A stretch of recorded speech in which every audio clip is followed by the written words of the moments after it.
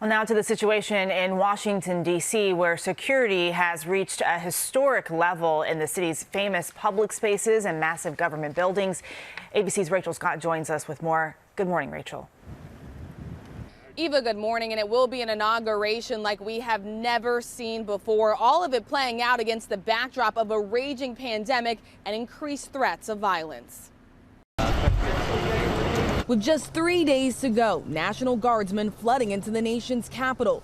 We were there as hundreds touched down at Joint Base Andrews. By the time President-elect Joe Biden takes the oath of office, 25,000 will be on the ground. Our mission here is to protect our people and our property, and so we're going to do everything to make sure that they're successful. Authorities on high alert, already arresting one man who tried to get past the checkpoint on Friday with a handgun and 500 rounds of ammunition.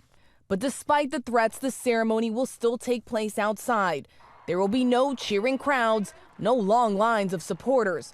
With Washington on lockdown, a 7-foot fence now wrapping around the entire Capitol grounds. I think that we cannot yield to those who would try and make us afraid of who we are. Supreme Court Justice Sonia Sotomayor will swear in Kamala Harris as the nation's first female vice president.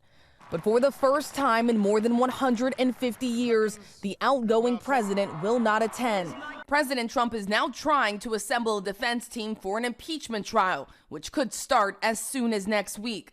Saturday, Rudy Giuliani telling ABC News he's involved and is preparing a defense based on discredited claims of voter fraud. Giuliani also not ruling out having the president testify. But Trump campaign spokesman Hogan Gidley tweeting this overnight. President Trump has not yet made a determination as to which lawyer or law firm will represent him. And that impeachment trial could be playing out during Biden's first 100 days in office, posing a significant challenge for him as he tries to push through his agenda. There are some things that he will be able to do on his own. He does plan to issue a slew of executive actions, including rejoining the Paris Climate Accord, reversing that travel ban on predominantly Muslim countries, and making it mandatory to wear a face mask on federal property. Dan? Rachel, thank you so much. Rachel, thank you. Really appreciate it. Let's bring in ABC News political analyst Matthew Dowd. Matthew, good morning. I want to pick up right where Rachel left off there. How optimistic are you that Joe Biden can get much done in the early days of his administration while the Senate is also conducting an impeachment trial? Well, good morning, Dan. I mean, I think that the new president, President-elect Biden, can do a lot that is even unrelated to the legislature. As I've told you before, I'm unconvinced that there's going to be an impeachment trial after January 20th when the new president takes office. There's a lot of constitutional experts that dispute whether or not you can do that for an ex-president.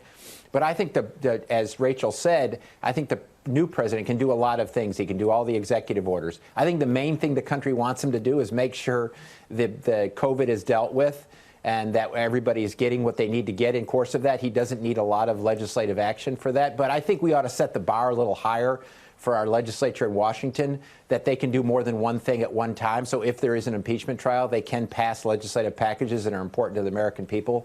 But the new president can do a lot of things that is unrelated to dealing with whatever is going to be happening in the United States Senate. Let's step back for a moment here. I'd love to hear your overall thoughts about this point in American history as we head into this inauguration that you and I have discussed offline. You've called it a pivot point.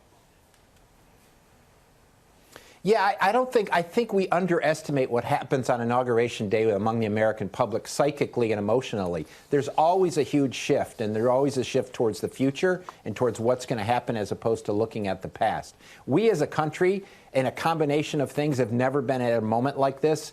Not only is a former president not going to come to the inauguration, not only are we in the midst of this massive political crisis in the course of the country after our Capitol was attacked, add to that the historic nature of Kamala Harris, the first woman vice president, the first woman of color, first woman of Asian descent as vice president in the course of this. It's going to be an historic moment, and we're going to turn to that. Also keep in mind, we've inaugurated new presidents in the midst of wars. We inaugurated a president in 1812 in the midst of a war last time the Capitol was attacked. We inaugurated a new president-elect in 1864 in the midst of the Civil War.